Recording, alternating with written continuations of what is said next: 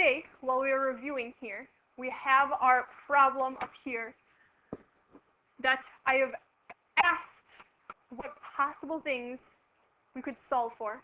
And one of the possible things we could solve for with this just general form equation is we could find the discriminant using b squared minus 4ac. But what I would like you to take the moment and find right now are the vertex form and the roots of this equation. So I am giving you a few moments to find these, and while I do, I will pause the video. Using the dice destiny to start us off here.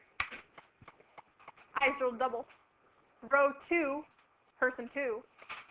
So, vertex form, why? Could you give us the first step to get to vertex form?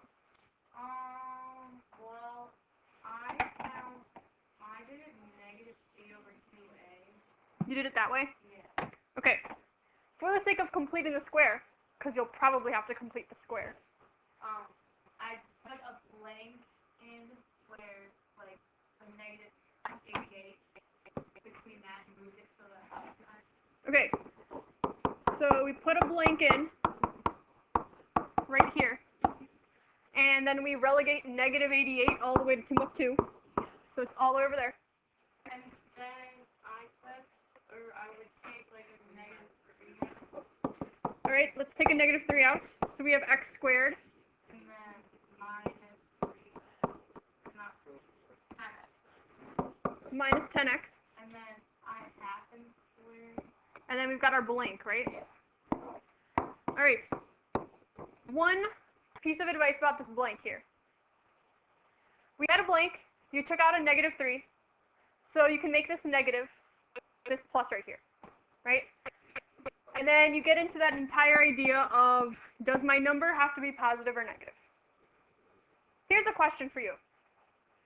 What must this be at the end? Positive or negative? It has to be positive. So, while it might not make mathematical sense to factor out a negative and still have a negative here, you know that it's going to be positive in the end. So if you don't want to worry about, do I add in a positive number or do I add in a negative number, just make it positive, and then whatever goes in your blank will also be positive. Okay? You can do it whichever way you like. So, continue. So half and squared and -10, which is So you've got our half and square. and then if you multiply the 25 by the -3, and then you could get a -75, right? So you would get -75 here. So then you would have to add 75 to the So we need to add 75 to the end of our equation to balance it out. Awesome. Would you like to call on somebody to give us the remainder of this? Hey, Ryan. So, now you can factor x squared minus 10x plus 25, which is x minus 5 squared. And then, because you subtract 75 from the first part, you add it to the outside. So that gives you -15. Okay, so we factored this part here into x minus 5. And we said -88 plus 75 becomes -13. So that's what we wrote over here. And now we are in factored form. No, we're not. We're in vertex form. Okay, we are in vertex form now. Congrats. Now we want to find the roots. Ethan, how do we find the roots? We could use the quadratic equation from the original. But since we've already done all the work to get here by completing the square, and we want to solve for x, what does y need to be set equal to? 0. All right, next step. Okay, can you tell us what you would do for your first step? Here. Adding 13 to both sides? So that we can get our x more alone on its side. So, once we have added 13 to both sides, we will get this as our formula. And from here, what would be a good next step? What do you think, Will? Next step. to get x alone. We want to get x alone. So let's divide by -3. I do not need that line there. I just need to divide these both by -3. And then I'll end up with -13/3. And that's equal to x minus 5 squared. Once I've done that, since I have a squared, I need a square root. Can I square root a negative? No. What happens when I square root a negative? I get an I. So I'll end up with 13/3, and then I'll have an I, which I will put in front of my square root, so I can keep track of it. And that will be equal to the absolute value of x minus 5. And from here, if I want my two cases, what would one of my cases be? What do you think, Caden? One of my cases. You did the quadratic formula. But if we are looking at this and we just have the absolute value here, and we just want one of the cases, what would one of our cases be?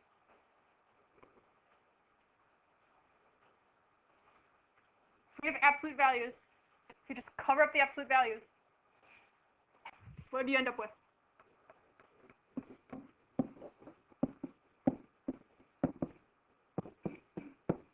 That's one of our cases. And our other case would just be negative of this, right? So our other case, this is one case. Here's another case.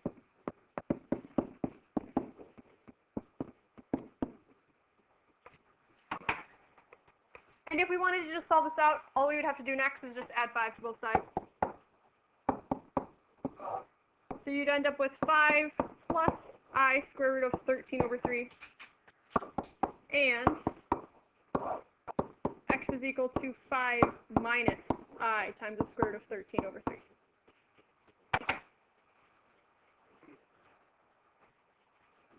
Okay. Yes. So, I did the quadratic formula, and I didn't get that, so did I get it wrong, or was it easy? It should get to this point if it is simplified. You could have gotten something where, you see we have a square root of 13 divided by 3. That's the same thing as square root of 13 divided by the square root of 3. And are you allowed to have radicals in your denominator? No. So technically you would have to multiply the bottom and the top by the square root of 3. So you might have gotten something that was like the square root of 39/3. I got that. And if you got that from the quadratic equation, that's what you would have ended up with. But they are synonymous, yes. Okay. Those are synonymous. Okay. I would like to do another one. But this one, I'm not going to make you complete the square. I'm going to make you, instead, find the discriminant. So if I have -3x squared plus 5x minus 2, I would like to find the discriminant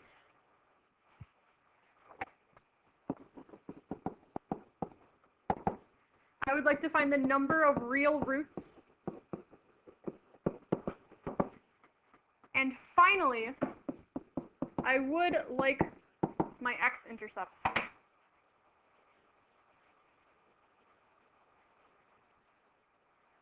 X-intercepts is the same thing as finding roots.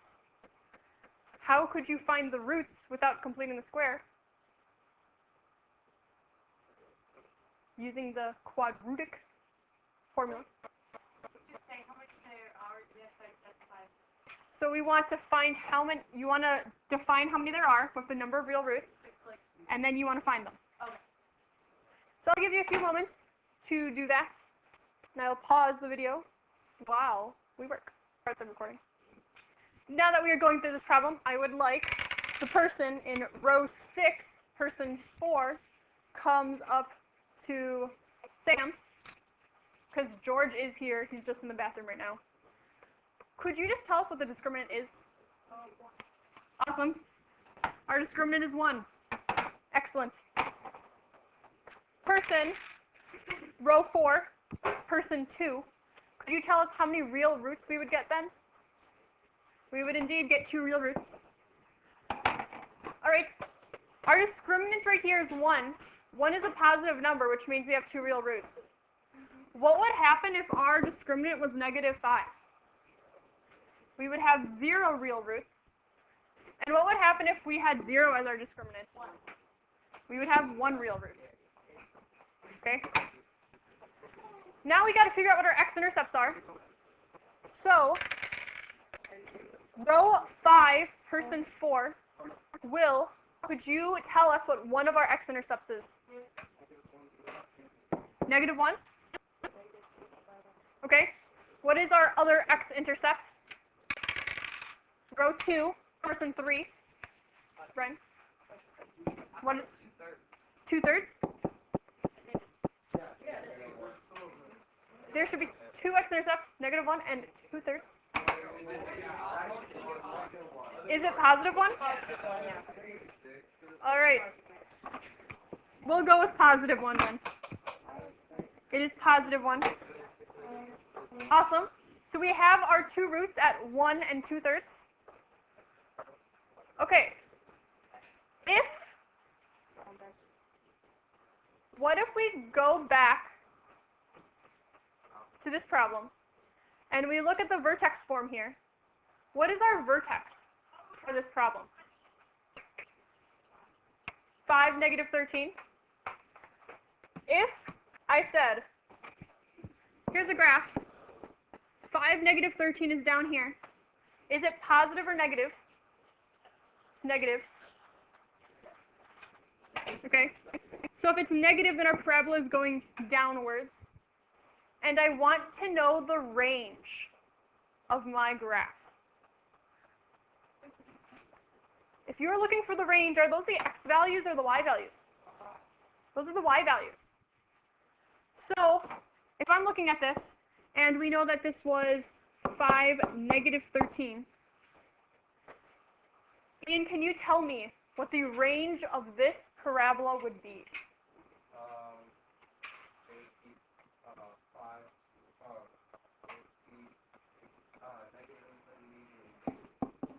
So we would have -infinity, because when does our parabola end downwards? Never. But then when does it end up top? Our y value, because we're looking at range. -13. So we would go from -infinity to -13, and would we include -13? We would include it, so we're going to use a square bracket, because a square bracket looks like an I for include. Okay. It is 14. Let's see. Is there anything else I would like? Is there any questions that anybody has? Frank? These x-intercepts here. If we just have a general form, and I don't know about you, but I don't want to complete the square again. How could we find our x-intercepts or our roots? Our quadratic formula. So what is the quadratic formula? Plus or minus square root of b squared minus 4ac. All right, a warning. When you are taking the test, you may hum the song if it helps you remember. You may not sing it out loud. Okay? You may hum it, no singing out loud. All right.